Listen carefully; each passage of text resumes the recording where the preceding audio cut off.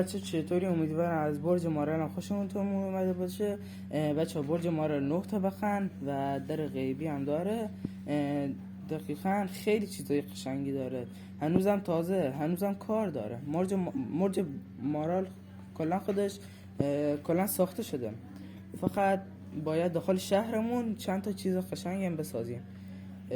نمیدونم، میخوایم پارک بسازیم، بعدشم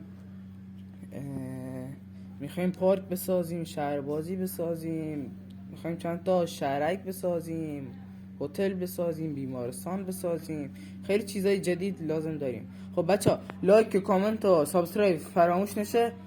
بای، با شما خداحافظی میکنم. بای بای.